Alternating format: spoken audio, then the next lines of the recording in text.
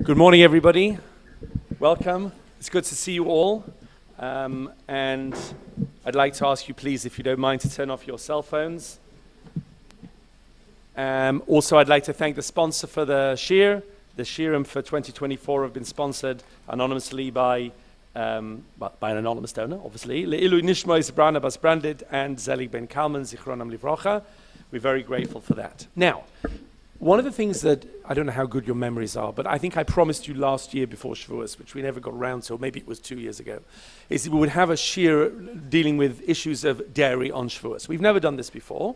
I don't think it's the most important topic in the world, I agree, but it's one that's always interested me, and the more when I looked into it, I think we'll find that what's going on below the surface is something even more interesting, which is not just a relationship with milky foods, dairy foods, but a relationship with the mitzvah of basar v'chalav. And there are sources that we're going to see which are quite surprising, which underpin what seems like a very innocuous mitzvah, and one that makes a lot of money for tznuva, I suspect, which I don't begrudge them at all. I mean, good luck to them. But nevertheless, we'll see that it actually brings in the concepts of minhag as well. What is minhag? How does minhag work? And maybe after Shavuot, we'll spend a little bit of time refocusing on that issue of minhag, which we haven't talked about for a long time, not this one specifically, but other ones. So, as you well know, there are widespread customs to eat milky on Shavuot. I'm not really part of this. I'm lactose intolerant. Like most of the world is lactose intolerant, but we'll get back to that in a minute. Some people have a milky meal in the evening and a meat in the morning. This I brought you as a minhag of many of the Rosh Yeshiva, the Chazon Ish, the Stipler Gaon, Rav Aaron Kotler, and others, was to have milk at night, meat at lunch. Others do it the other way around. The minhag in the yeshivas in Europe, in Volozhin, they used to have a milchik kiddush on Shavuos morning at the Netziv's house. In Lomzhe, in the yeshiva, they used to have a milchik kiddush, and they used to have meat meals. That's the minhag. Many Hasidim do that. As for the issue of eating meat on Yom Tov, this is not really the focus for today, but it's really not that complicated. Everybody agrees that there is a mitzvah, specifically for men, I'd say, but maybe for everybody, to eat meat on Yom Tov. But there's not necessarily an obligation to eat meat on Yom Tov. And even though there is a mitzvah, we'll see that the minhag can often override the ideal performance of the mitzvah and make the less ideal one into a more lechatchila option. We'll see that system in work in a minute. So, okay, let's look at the earliest origins. Now, what's actually very interesting here is that this seems to be an Ashkenazi medieval minhag.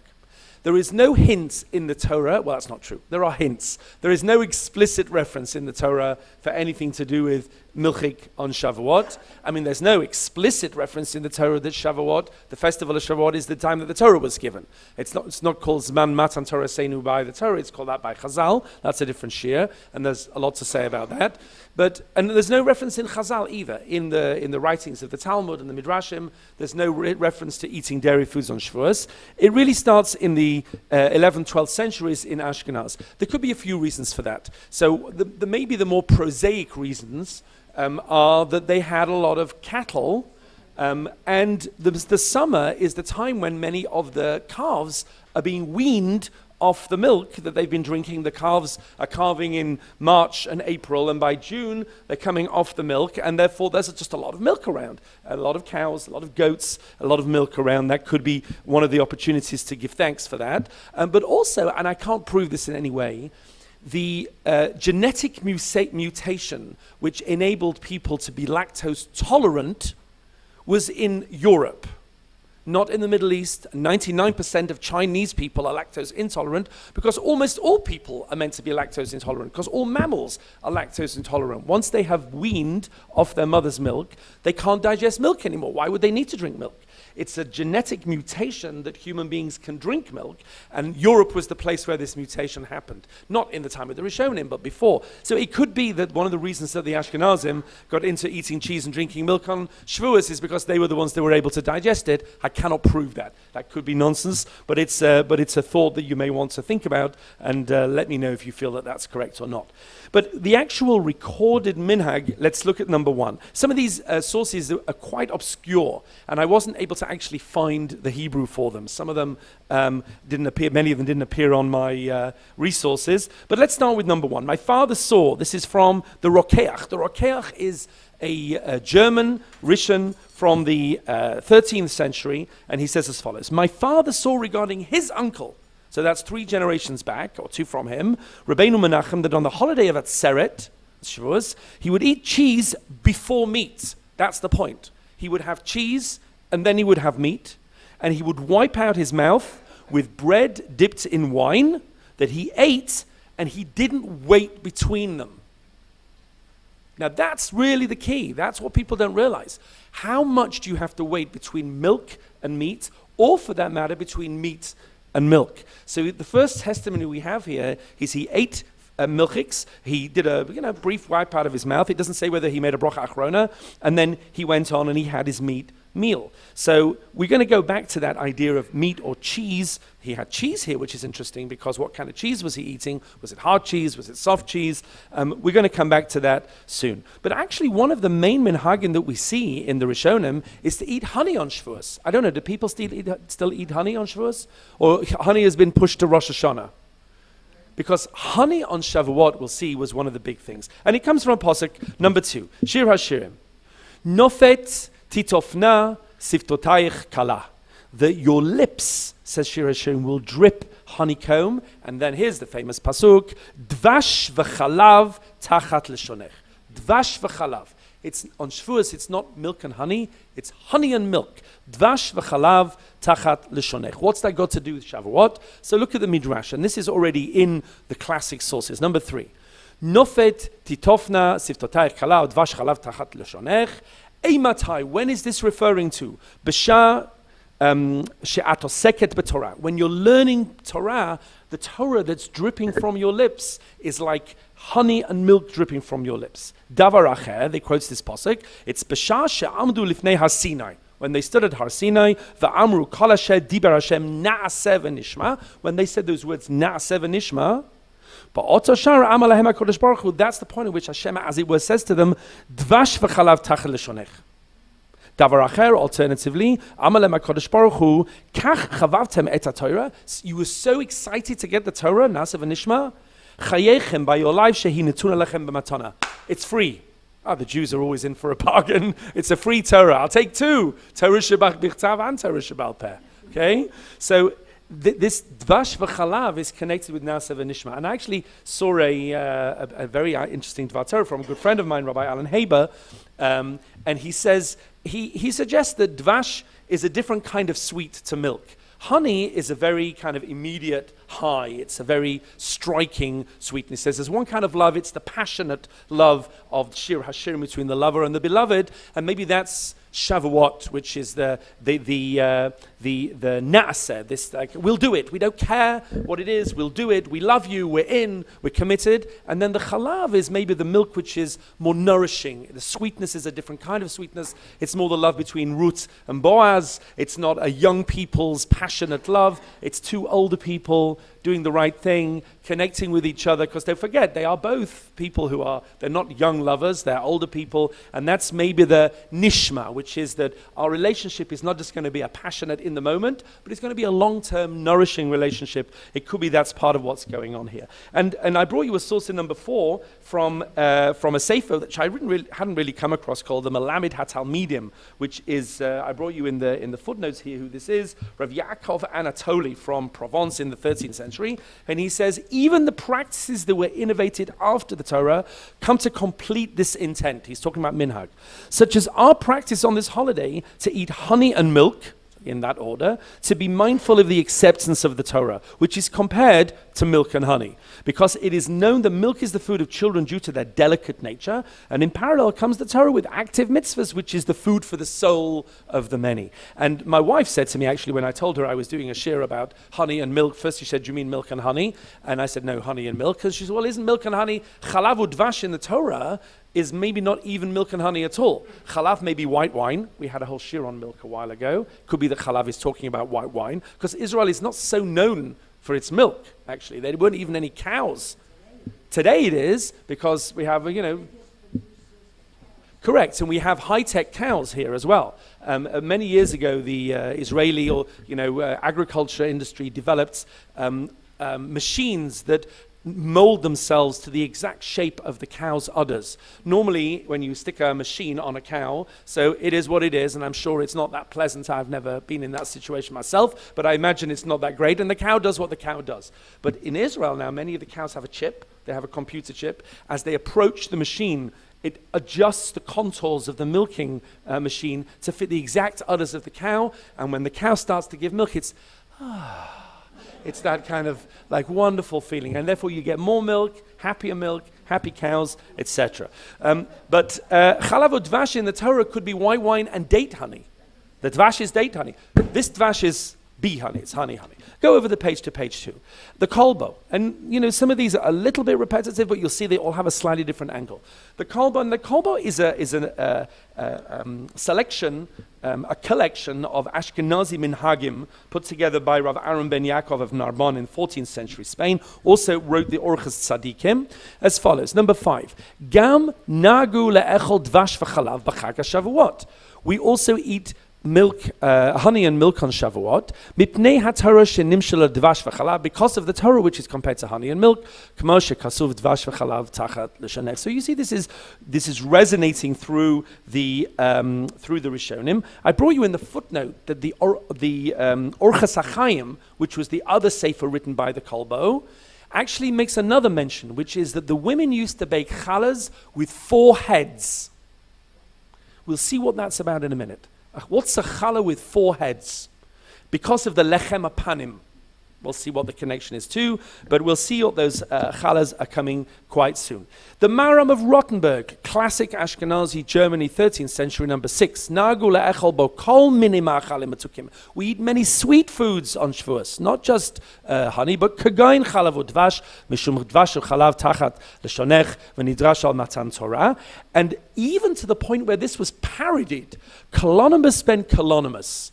Now again, I enjoyed researching this year because I got to meet lots of people that I didn't know very much. Who is Colonimus ben Colonimus? Colonimus ben Colonimus, I brought you in the footnote again, 13th, 14th century Provence, put together an enormous poem called the Even Bochen.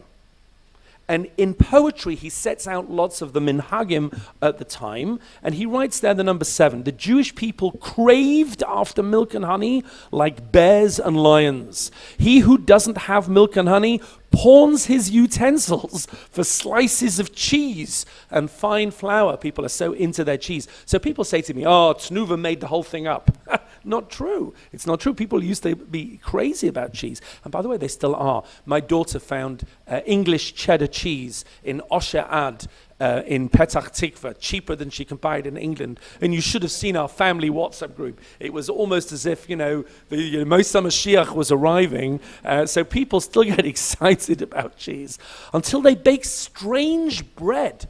Now, this is also connected with the idea that if you bake milchik bread, you need to make it into a strange shape. That's a halacha. That's why the berekas in this country are square if they're potato and triangle if they're cheese. Because there's a halacha that you have to make cheese, if you make milchik bread or pastries, they have to look different. Hence the 4-headed challah we'll see, which was not just a challah, but was a challah baked with butter. It was a brioche. It was, meaning if you weren't hungry when you came into this year, you'll be hungry when you leave. And on the strange bread, they have, and upon them, challahs of honey and cherries. Interesting, cherry harvest in Israel right now as well. We had a lot of cherries last Shabbat. A ladder standing on the ground and its head reaching the heaven.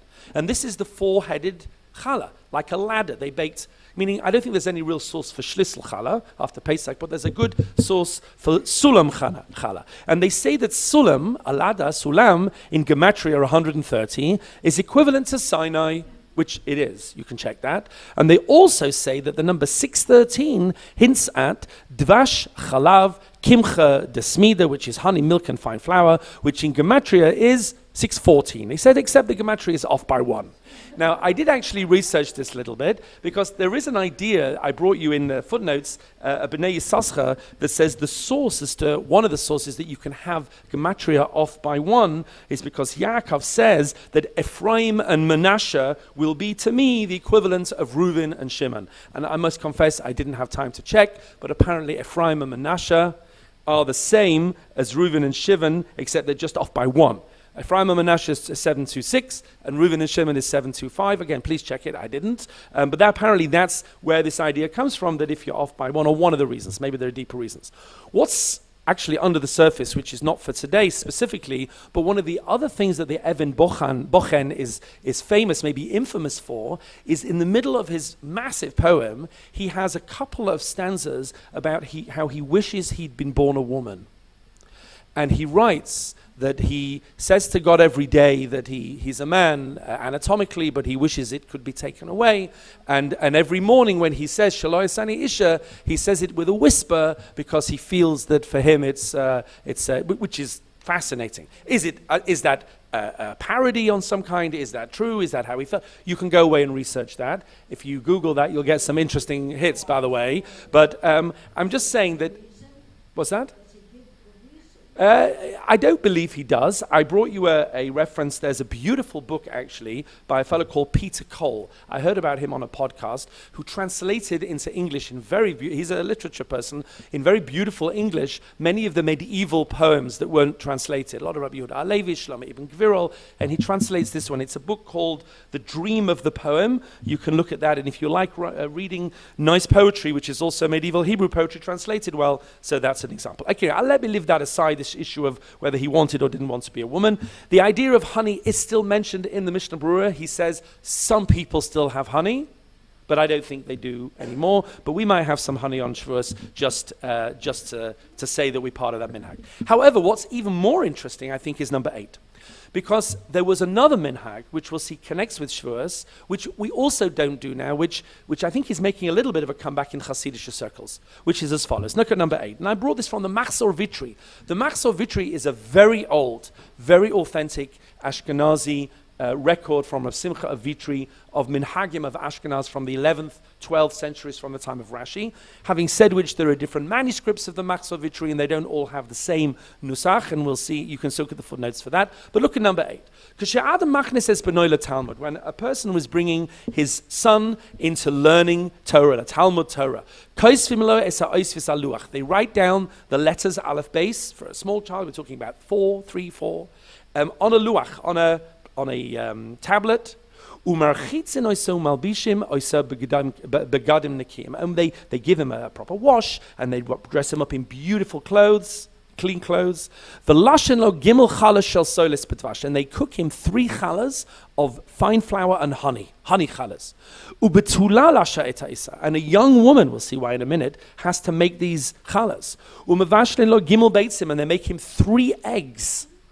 We bring him apples, mine peris. By the way, tapuchim is lavdafka apples. Tapuchim can be the word for any round fruit. That's why in Hebrew, and by the way in many other languages, tapuach adama, pomme de terre, erdapfel, tapuach zahav. There's no word for an orange. It's just a golden apple, tapuz, etc. Anyway, we bring him fine fruits. We find a chacham, an important chacham, and he brings him wrapped up to the school. And they put him under his wing, as it were. They carry him wrapped up in the blankets to the Bet HaKnesset. They give him the beautiful chalas with honey. They feed him the eggs. It's always food. Jews have always connected to their kids with food. And they make him read the letters. And they cover the luach with honey. And they say to him, lick. By the way, it's quite possible that the origin of the Yiddish word lekach, which when I was growing up, lekach was always honey cake, is lekach, it's to lick. Okay? It could be that's the origin. Okay, they're saying lechach. And they wrap him up again and they send him back to his mother. So when you initially start learning with a kid, you give him incentivizations. But then you have to give him a bit of a stick as well to get him to actually buckle down. We're getting into that now. And you start him off with Vayikra. It's very interesting. And you teach him how to shackle. So interesting. You teach him how to shackle. I just found I just wanted to read this piece out in full because it was, and by the way, it's not full because a lot of it I took out. But let's have a look at why. Why all these strange minhagim? Because basically it's as if we brought this child to Har Sinai. So we wrap him up and we lift him up. Because that's what we saw with the Jewish people at Sinai. Moshe brings the people, and he covers them up with the mountain. They're kind of swaddled in the mountain. Why do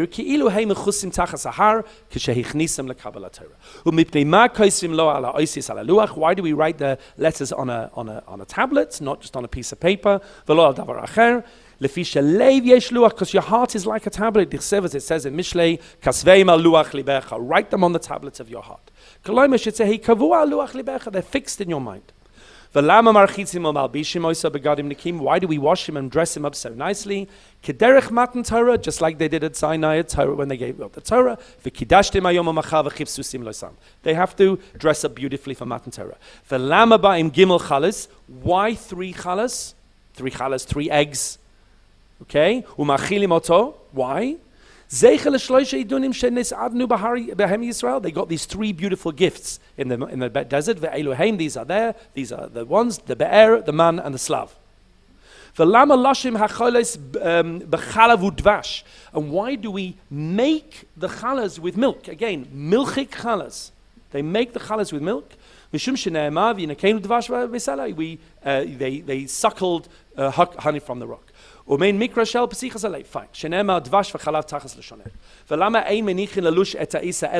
Why do we give it to a young girl? This is actually fascinating to knead the challah. That when the Torah was given, they were particular. They didn't want anybody to be tameh from having had a sexual relationship, so we dafka give it to a young girl who has never been married. These are all resonants of the minhagim of Sinai.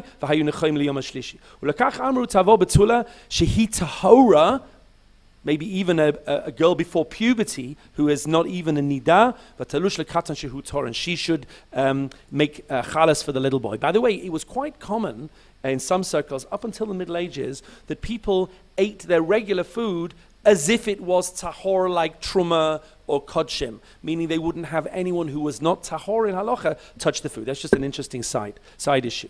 And then he says, "V'kol kach lama, shitkaim l'doros kinish nema." We want everybody to do this, to learn Torah, etc. V'lama hachacham mechase ato tachas knafav. Why does the chacham lift him up? Shemachnichim oisoi derech tznius, because we want to give him chinuch in a way which is tzanua. That's why he's wrapped up. V'derech anava, and humble. Shekein matzinu b'nesinas HaTorah. What do we find when the Torah was given? I love this Tvar Torah, especially since I just wrote a book about sneers. Okay? Shalai la'asoise alilu pumbi. We don't want to do things too publicly. La'oivri drachim, so everyone can see them. Shalo yishlad bo shum ayin ra. We don't want ayin hara on things. Al shum nezik. We don't want people to damage them. Shekein b'nesinas HaTorah lefi shaluchas harishonos. This very famous word. The original luchos nitnu b'pumbi were given in great pomp and circumstance. Pumpi v'gadol v'kailas brakim v'kol shofar, horns blowing, lights flashing, sonne lumiere. V'nitkanu amalachim, and the angels became jealous, and we'll come back to the angels soon. Uba Satan, and then there was a Satan. It's interesting linking these 2 ideas.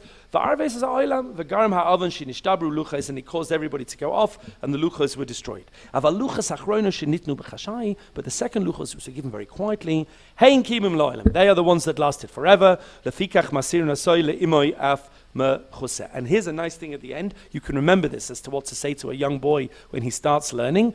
V'hanene misudaso, and if you go to that meal, for that little boy who's licking off the honey, chayav levarchai.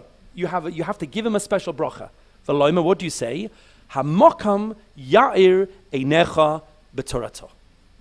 God may light up your eyes in his Torah, kederech shemavarchin osay b'kabbalas mila, just like we say when he gets his mila, kashem shenichnas lebris, kein yikanes l'torah l'chuppah l'maasim tovim. Now, if you want, by the way, to see a very beautiful rendition, production of that, go to Rabbi Wine's Rashi movie. Do you remember Rabbi Wine's Rashi movie? No? 1990s experience. In the 1990s, Rabbi Beryl Wine made a beautiful animated movie about the life of Rashi.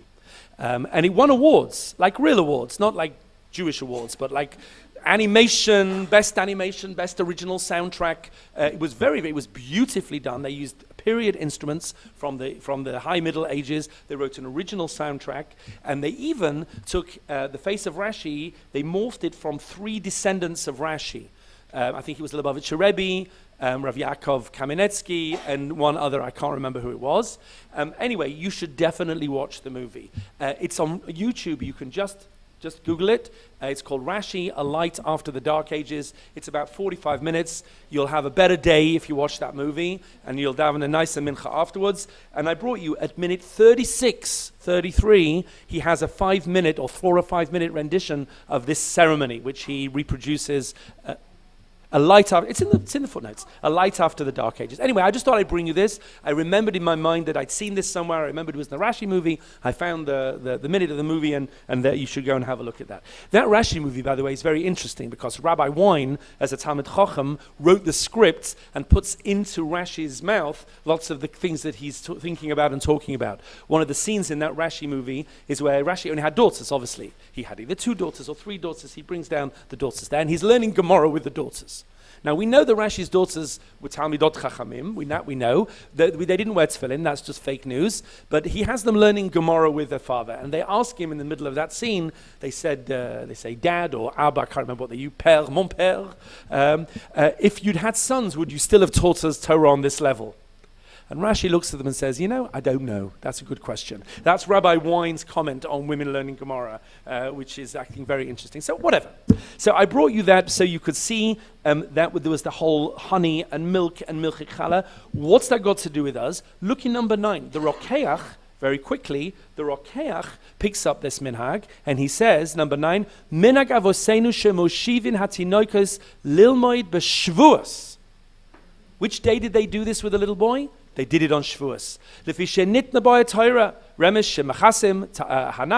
And he brings all the different minhagim that we saw. I cut them all out. I didn't want to read them all again. He also brings another one there that they used to take an egg, hard boil it. Maybe these were the 3 eggs that the Maksovitchu was talking about. Shell it, and then write on the egg, on the white of the egg, a posuk.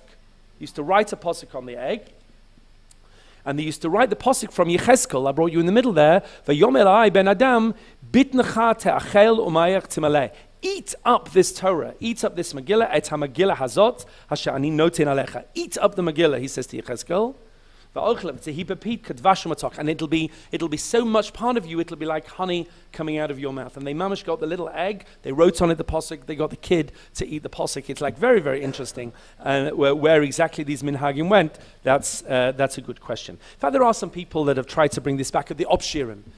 There's some Hasidim at the Obshirin, they do this with the kid, with the licking, etc. But the old Litvaks amongst us still are resistant to doing an Obshirin Bichlal because, it's funny, my own children, we're from a Litvish background. We didn't do an Obshirim for our son. So my son, who's very much part of that, he hasn't had a little boy yet, so we'll have to see. But I don't think he's going to do an Obshirim if he has one. But my daughter, who married an Israeli, also Litvish but Israeli, she didn't do an Obshirim. But for some reason, they never cut his hair until he was 3. And she kept telling me, he's not growing his hair for an Obshirim day. He's not. He just happened to have a haircut when he was 3. Okay, fine. But maybe they did. Now, enough of that. Now we have to go to Fluden. Do you remember Fluden? Fluden? Kenny, a Fluden person? So what's Fluden? Fluden is a kind of cake, but it's a very special kind of cake. Now, I remember, I haven't had it since I made Aliyah, but Fluden we used to have was more like apple in the middle and chocolate on top. But for the Rishonim, Fluden was highly resonant. It was resonant of milchiks and Shavuos. Have a look here, number 10. Says the here, this Rav Avigdor Tzarfati, also quite obscure to me anyway, one of the Perushim on the Torah, and I put down in the footnotes here who he was, one of the Balei HaTosfos. He says as follows, number 10. The world asks why we eat bluden or bladen, a cheese pastry on Shavuos. And it seems that there's a hint in the Torah. What's the hint in the Torah? Here's a pasuk about Shavuos. Uveyom habikurim b'hakrivchem mincha chadasha lahashem b'shvuoseichem. Chet lamed bet Shavuos. Chalav Shavuos. This is an abbreviation of milk and Shavuos. But why fluden? I don't know, he says. What's it got to do with fluden? But now you'll see. Rav Yaakov Merlin, again, the Maharil, very important for Ashkenazi Minhag, number 11. It is, if it's on the Yontzef for Shavuos, for then there's the custom that they make a large fladen, which is fluden, and they call it Sinai. An enormous cake that they used to bring in, a big fluden cake, which they used to call Sinai, again, a milchig cake. Number 12, B'Shvuos Oichlin Chalav. This is the Sefer Minhagim, again, one of the less known Rishonim. B'Shvuos Oichlin Chalav, v'Zeicher Remez L'Tami Torah Shneimar, and he brings this pasuk Mincha Rasha L'Hashem B'Shvuos Seichem Rosh Tevis Chalav v'Tzarich Le'echol Gam Basar. But you have to remember to have fleishiks ki ein simcha b'loy basar, because you have to have fleishiks on Yonsef. But people didn't want to give up on their fluden, and I'll tell you why in a minute. Number 13, the Leket Yosher. He brings as follows. 15th century, Bavaria. B'Yom Rishon Shel Shavuos, on the first day of Shavuos. Oichel fluden, you have to eat fluden. V'dagim hametzuganim b'chema, and you have to have fried fish, fried in butter. I don't recall whether my grandmother ever fried anything in butter. She seemed to make everything with schmaltz, obviously not milchiks, but everything was schmaltz. There was schmaltz coming out of the walls, it seems. Dagim fried with butter. But then you give it, wash up your diliyadav, you wash up your mouth, you wash your hands, or the piv. And you put your fingers in your mouth to give your mouth a good wipe out. I'm not recommending this necessarily for hygiene purposes. And then you have a bit of bread or something, and then you have to have your meat. But very interesting, what didn't happen? They didn't wait. There's no bracha and there's no waiting. They just had this beautiful fluden, and they had the fried fish in butter. Then they gave the mouth out a wash, and they gave it they flossed a little bit with their finger, if that's what you do, and then they immediately had basar. And where that comes into the Shulchan Aruch is in a minhag that we once did in our house, but it was a bit of a balagan, and therefore we didn't do it again, which is the minhag the Ramah brings down. Why are we doing all this milchi kan Yosef? And he says really what it's for is to engineer a situation of shtei halechem. The Shtei Halechem is the special korban on Shavuos. Look at number 14. Usfartim lachem mimacharat Shabbat. Some people think that verse ends hinene muchen u'mezumen, but it doesn't. Okay. Usfartim lachem mimacharat Shabbat. Miyam haviachem et omer tnufa. You count from bringing the omer, which is barley on Pesach. Sheva Shabbasos timimos tiyena, 7 complete weeks. Ad b'marchas Shabbos, until the day after the Shabbos HaShvi is the 7th week. Tisperu chamishim yom, you count 50 days. Vehikrate mincha chadasha l'Hashem. You bring a new mincha. Mimoshvosechem tevienu lechem. You have to bring it from Eretz Yisrael. Tnufa, lechem tnufa. You have to, it's a waved offering. Shtaim, there's 2 loaves of bread. Shnei esrim solet tiyena chametz ta'afena. You have to bake them as chametz bikurim l'Hashem. And they're called bikurim. And therefore, the resonance on Shavuos is the Shtei Halechem. What are we doing on Shavuos to put this Shtei Halechem into our minds? And the answer is eating milchiks. Why? Here's the Shulchan Aruch, number 15. V'noyagim b'kama makomis. The minhag, says the Ramah in many places, is le'echol ma'achali chalav b'yom rishon shel Shavuos. We eat milchiks on the first day of Shavuos. V'nirali hatam, and I want to suggest the reason is shehu kamoi hashnei tavshilin sheloichim b'leila Pesach. It's like the 2 cooked dishes on the plate on Pesach Seder night. Zeichel Pesach and Zeichel Chagiga. We have these 2 bones, or whatever we have, a roast egg and a bone, Zeichel Korbanot. Kein oichlim machal chalav, so too we eat milchiks.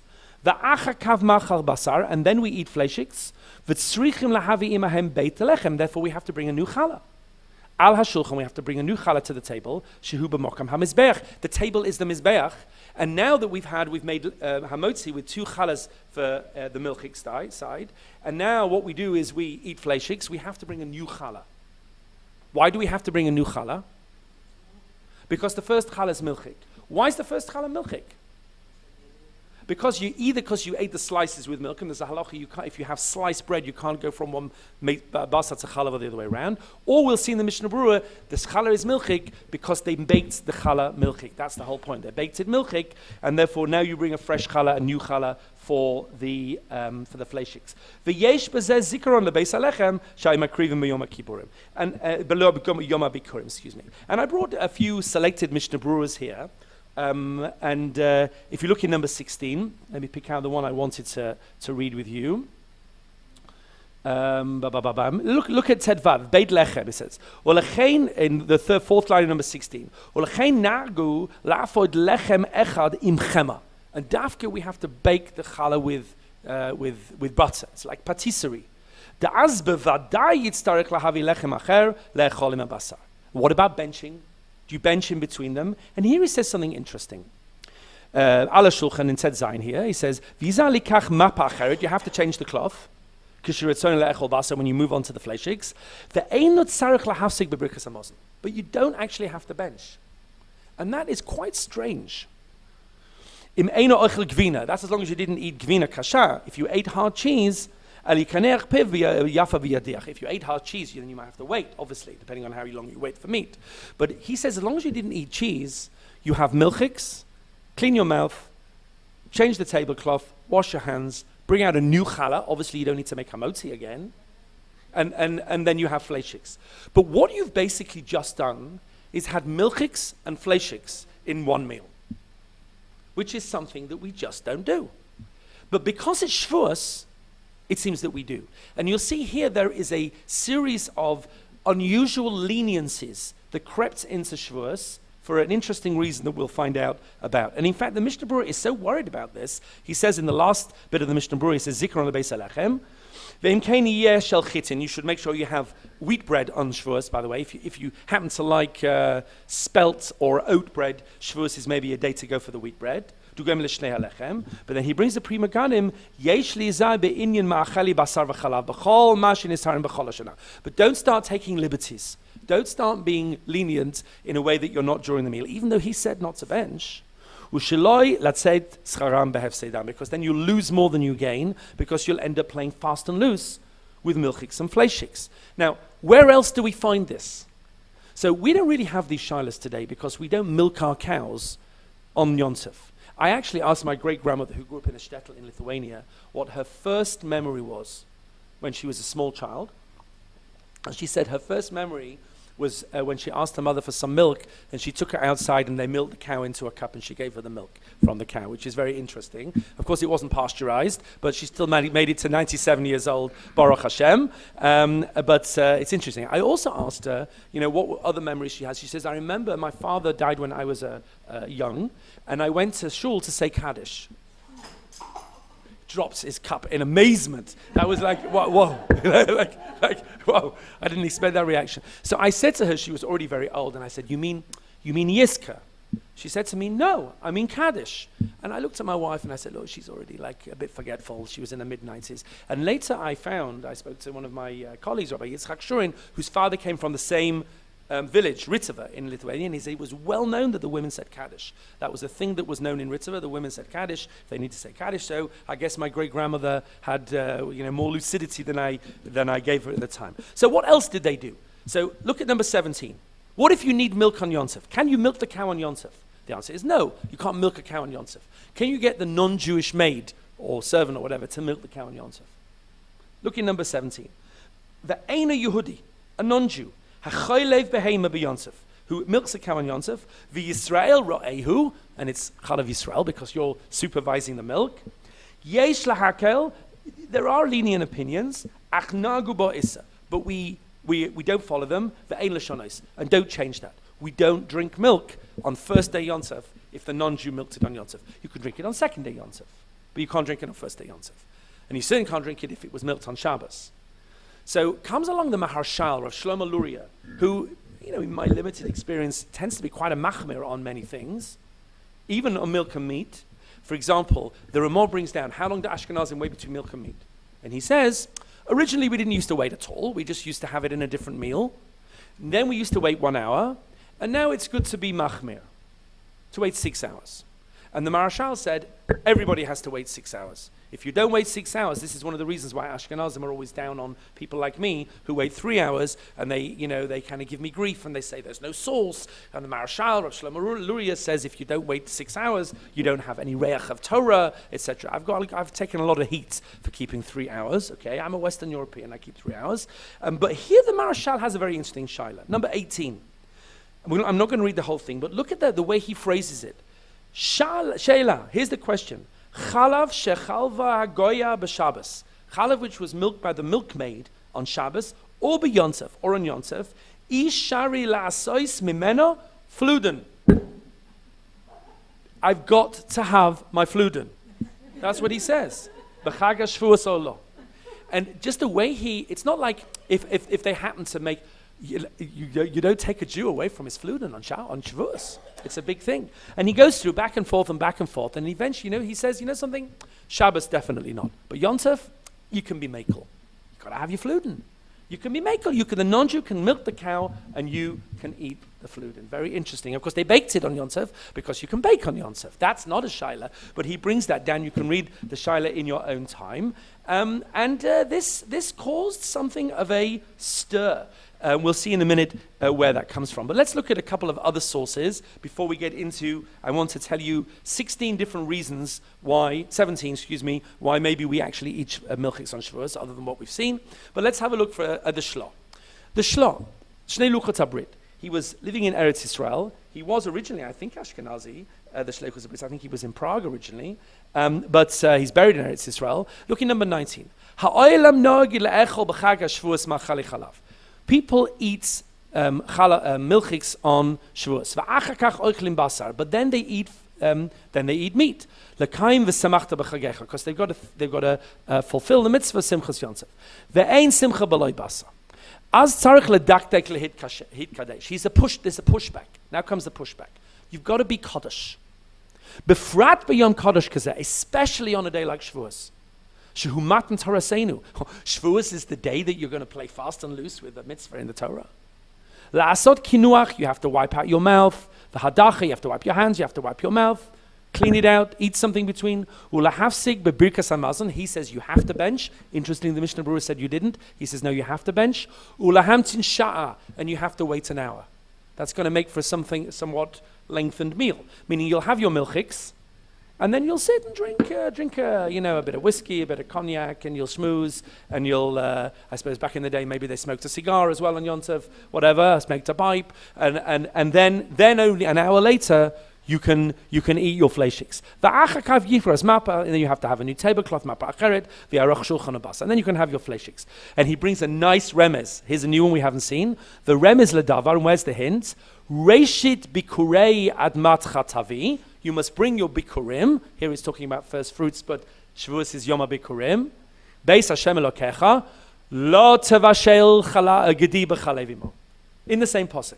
Bring your bikurim, but don't eat milk and meat. She'en izha shelo yarvavam. U'mishem mitkadesh b'zeh b'yotzeh kadosh yom ha'yom. Fine. The more kadosh you are on this, that's great. He brings the leniency of the marashal to the non-Jewish milkmaid can milk the milk, but he says, okay, that's a leniency, but we try whenever we can.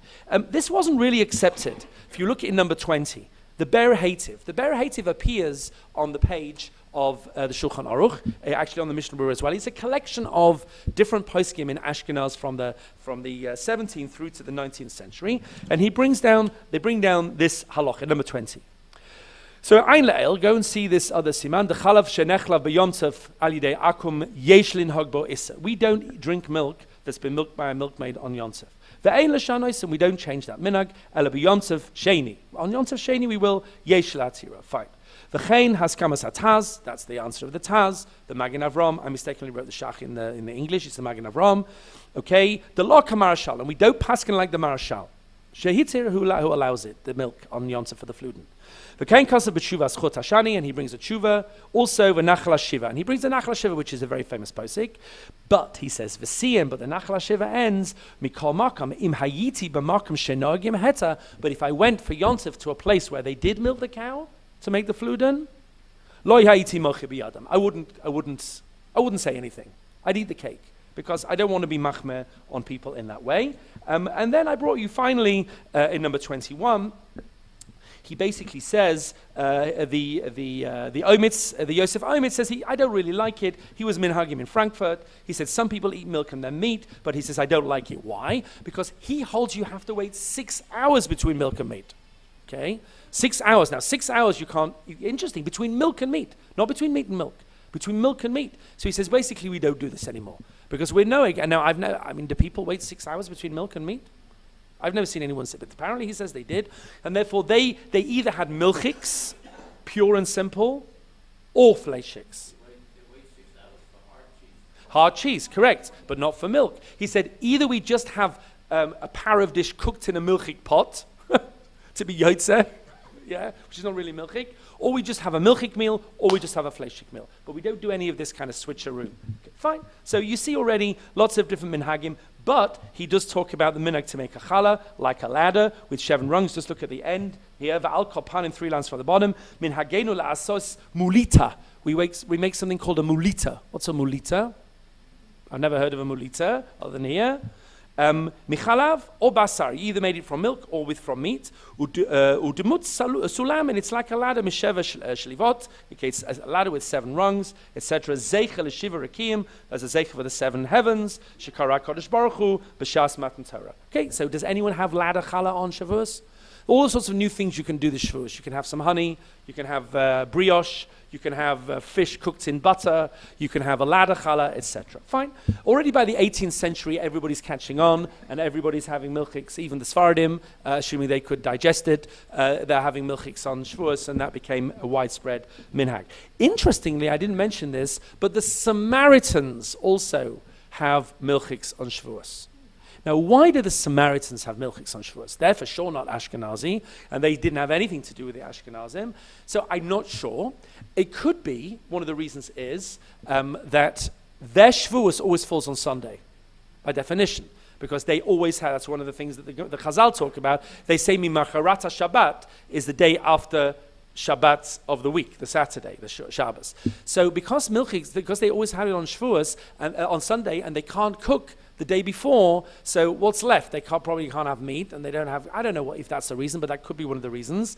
Or it could be they just once had an Ashkenazi visitor and they got very into it. I mentioned to you that when I went to see the Samaritans, I mentioned this I think last week, I asked them, do you have separate dishes for milchiks and fleischiks? And the guy looks at me, the Samaritan guy, Shomroni, and he says, like, what do you think I am, Reform? I said, of course I do. And I said to him, like, Lama, why do you have milchiks and fleischiks? There's nothing in the written Torah about milchiks and fleischiks. So I think quite a lot of the Samaritan minhagim have become merged and mixed in different ways, and they also buy tsnuva yogurts. So ask your local Orthodox Samaritan. He told me he'd have to ask the Kohen Gadol, so ask the Kohen Gadol. Okay, quick fire, 10 minutes. 17 reasons why we eat milchiks on Shavuos. So number 1, honey and milk in Shir HaShirim. We saw that before, connection to Matan Torah. Number 2, the hint in Bamidbar of chalav, as it were, in the psukim there to do with Shavuos. Number 3, the gematria of 613 or 614, 1 off, etc. Number 4, to bring bikurim together with the prohibition of meat and milk, etc. Number 5, here's a new one. David HaMelech died on Shavuos. I remember when I was a kid, I used to have a story about David HaMelech and how he died. With the Malach HaMaves, had to distract him on Shavuos. So when the king dies, there's a halacha the country has to be oinanim, because we're all in mourning, and an oinin is also to eat meat. So we eat milchiks in avelis, as it were, for David HaMelech. Okay, very interesting. Chalav is gematria 40. That really does work. And 40 days is the number of days that Moshe went up Har-Sinai to get the Torah. Very good. Milk products are kept in simple clay, glass vessels. If you put them in silver and gold, they go off. It's not better, it's worse. So Torah is better amongst Jews who are humble, who are modest. But if you've got a lot of money and you've got a lot of gaiva and you've got a lot of arrogance, then you're not going to be a Talmid Chacham. Okay? Number 8, the Bryce at the end of Avos, 48 ways to acquire Torah. One of them is avoid self-indulgence. So instead of eating meat, we eat 15 different kinds of cheese on Yom Tov. So maybe you shouldn't be self-indulgent. That's something to pull back on as well. Here's a reason brought in the Magen Avraham, excuse me. Look in number 9. Number 22. Number 22, top of page 6. Chalav, says the Magen Avraham, Yesh harbe ta'amim. There are many reasons. Umatzati katuv, and I've seen written, hatam de'ita bezohar, a reason from the Zohar. She'oitzen zayin Shavuot, these 7 weeks that we've counted from Pesach, HALACHA Shiva Nekiyim, are like a purification of Shiva Nekiyim that a woman goes to before the mikveh. Dugma Isha Hamitara, who becomes Tahor, Minidata from her Nida, V'yadua Shedam Ne'ekav Naseh Chalav. And we have this idea, says the Zohar, that the blood of Pesach has become the milk of Shavuos. V'hainu midin l'rachamim. And now I actually think that there's something real going on here. This is a real theme, not just like a gematria, which is kind of cute, but there's a real idea that the Gemara says that when the mother is weaning, is nursing the baby rather, the milk that the mother produces is made from the dam nida that she's not menstruating, and it's transformed into milk. Leaving aside the biology of this, which I'm not getting into right now, this idea of the transformation from b'damai chayif. You remember, Pesach is a very blood-oriented Yonsef, which unfortunately was taken, the blood libels, etc. The Dam Mila, the Dam Pesach, and the Shavuos is the milk, which is the other side of that purification process. I actually think that's a very beautiful idea, and we need to think about that more. I brought you number 23, which is the famous one the Mishnah Berurah brings. That when they went to Har Sinai, they came down, so all their pots and pans were treif, because they were now Jewish, and they weren't Jewish before, so they couldn't make fleishiks, and they didn't have time, because it takes time, they have to shecht, and all the meat they had before was treif, so they had to eat milchiks. This is, the Mishnah Berurah brings this down in the name of Godel Echad. Why doesn't he give him a name? Well, maybe he didn't know who it was from, but the person it's from is actually the Baal Shem Tov, which is very interesting. It's Hasidish. So did the Mishnah Berurah have a reluctance to name Hasidish sources? Well, no, he names the Shulchan Aruch Harav, who's the Balatanya. That's a halachic source. Maybe he didn't want to bring this because it was not a halachic source. But this is the reason that everybody's gunning for, because there must be about 15 different reasons why this midrashic idea doesn't really hold water. Number one, who says they weren't Jewish before Har Sinai? Maybe they were Jewish. Number two, who says they didn't eat meat at the time they had korbanos? They had the zvachim from Har Sinai. Number three, according to many opinions, they didn't eat meat bichlal in the midbar. They only ate korbanos. So why are they having a problem eating meat there? And I brought other reasons as well.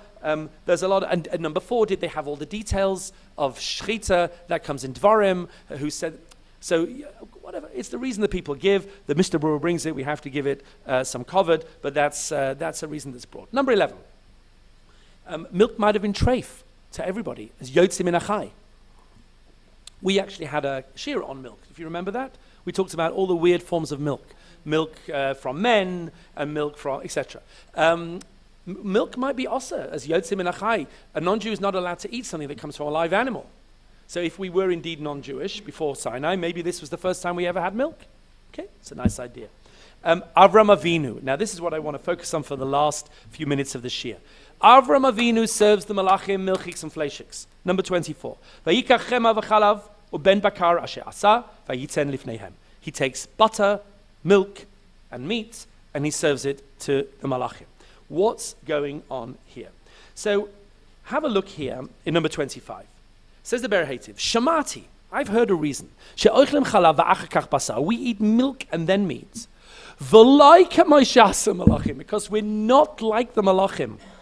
Etzel Avram, she'achlu basar b'chala, because they ate it together. But avur zeh nitna Torah Yisrael. And this all ties in with these, remember the Midrashim, the Malachim didn't want to allow Moshe to take the Torah, and therefore Moshe had to argue, and he says, this is a shtech to the Malachim. And we say to him, look, we're not like you. You eat meat and milk, we're even better than that. We eat milk, and then we're careful, and we wash out our mouth, and we change the cloth, and then we eat meat. So who should have the Torah? You, who don't even want to keep the Torah, or us, who are makpid on the Torah? Interesting reason. However, it cuts in different directions. Number 26, just have a look here for a second. So then he writes the Berhativ, Katav Adoni Zikeni, I think that's who he's talking about, his grandfather, B'Shem HaKolbo, the B'Shvuos, Yesh Nogim Le'echol Gvina, there's a minhag on Shavuos to eat cheese, B'Sudas Mincha, in the afternoon meal. Now, on Yonsef, you don't have to have Shalas Sudas. But they used to dafka have a cheese meal on the afternoon Shavuos, Af she'ein vav sha'os misuda shachris. Even though it's less than 6 hours since you had your meat meal. Now that's interesting. Who says that's okay? People who are keeping 6 hours between meat and milk. This is not milk to meat. This is meat to milk. They had fleischiks in the morning, and then they have cheese in the afternoon, and it's like, oh, what time is it? Oh, it's fine. It's fine. Don't worry about it. It'll be okay. On Shavuos, we can be a little bit more lenient. Now, leaving aside whether you have to be a clock watcher generally for the 6 hours between meat and milk, that's a separate question, because the Rambam says, Kamo sheishaus, around 6 hours, sheishaus, excuse me. But I brought you in number 27, a piece that I recommend that you read over Shavuos from the Noam Elimelech. The Noam Elimelech is a Hasidic sorcerer of Elimelech of Lezhensk, and he says like this. He says exactly the opposite of what we just said. Normally speaking, a tzaddik can't eat meat and milk together. Why? Because meat represents gashmias, milk represents ruchnias, and when the tzaddik eats meat, by the tzaddik eating, he turns that physicality into spirituality on high. But the meat, as it were, is down here, and the chalav, as it were, spirituality is up there, and never the twain shall meet. But malachim, who are that combination already, and that's a very Kabbalistic idea that malachim are kind of combined physical and spiritual, they don't have to be careful about that, because they're already that combination. So they can eat meat and milk together. That's why they ate with Avraham Avinu. And on Shavuos, where we're like Malachim, we can be lenient like Malachim and a little bit of fast and loose. God forbid we're not going to eat meat and milk together, but we're going to just not look at the clock and we're going to have our cheese. It's really interesting. It's exactly Pumfaket. It's the opposite of what we just heard, that he said you're more like a Malach on Shavuos and therefore keep a little bit more lenient. By the way, the other Kabbalists say that you have to wait 24 hours between meat and milk. 24 hours. And there were those that did. And if people were doing that, then you know it's even more striking how they did this on Shavuos. Last 3 lines, 5 other reasons why you may eat cheese on Shavuos. Har Sinai is also called in Tehillim Har Gavnunim, and the word Gavnunim sounds like Gvina. Okay, fair enough. The land of Israel is praised as flowing with milk and honey, and Yom HaBikurim is a time when we remember Eretz Yisrael. Okay, on Shavuos, I like this one. On Shavuos, Moshe brought us the Torah, but Shavuos is Moshe Rabbeinu's due date.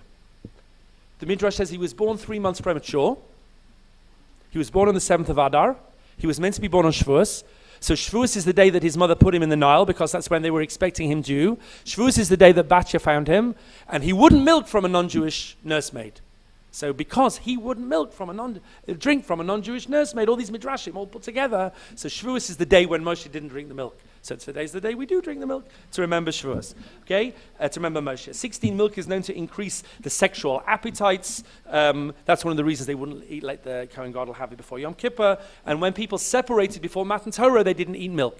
And now they can get together again after Matan Torah. So it's milk festival, because we can celebrate our reunion. I left you some other things you can read as you see the sheets later. So I hope you don't mind that I couldn't resist doing this. But minhagim are very important, and what I want to look at in more focus after Shavuos, please God, is exactly how these minhagim work and play with halacha. What is the interface between minhag and halacha? How does that work? When minhagim are bad, when they're good, why they annoy some people, and why they're important. So let's leave it there. I wish you all a chag sameach. Enjoy all your culinary delights, and we'll speak after Shavuos.